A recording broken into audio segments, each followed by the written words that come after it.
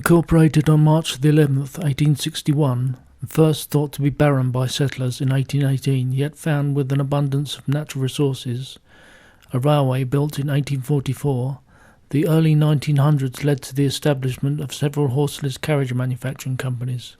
Pontiac, a city of Metro Detroit, Michigan, named after the legendary and courageous Indian chief who lived there from 1720 to 1769, became one of the most powerful automotive makers in the world.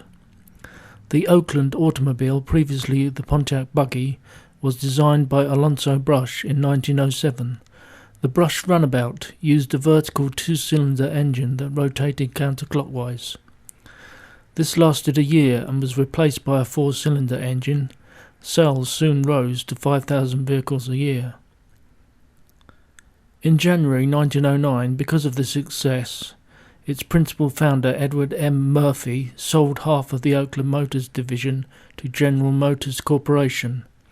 Unfortunately, Murphy died in the summer of the same year, allowing General Motors Company to purchase the remaining rights. The Oakland of Oakland County, Michigan, with the successful introduction of the V8 engine, flourished until 1920.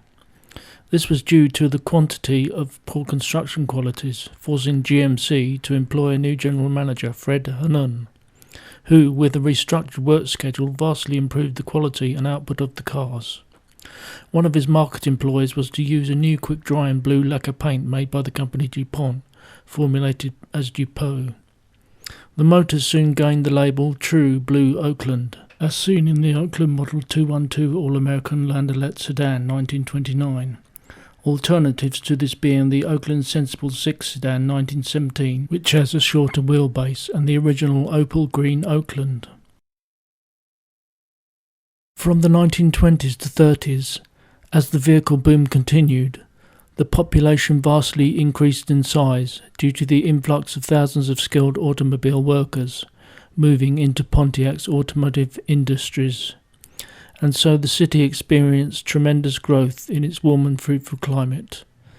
Many an Oakland automobile will be, and still is seen, I expect, travelling down Main Street Pontiac today. When General Motors first purchased Oakland Motors Division, the Oakland was placed between the price bracket of the Buick and Chevrolet. General Motors decided to create three more price points like these, the Chevrolet, or Chevy as it is commonly known, being the most popular of these, with a more accessible price.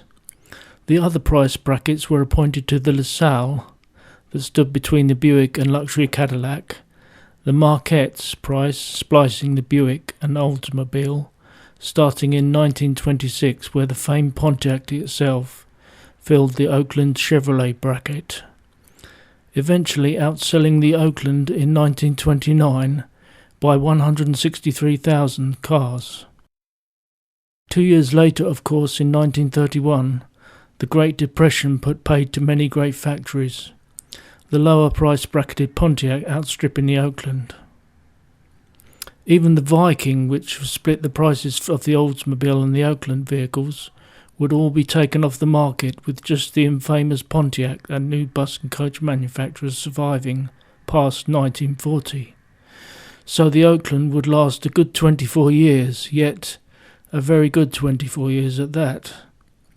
If you were to write down a list of the most popular cars made in Pontiac, the Oakland Automobile would be placed third, compared to the Pontiac 6 first, and second place Chevrolet, making Pontiac, in its heyday, the third fastest growing city on this earth.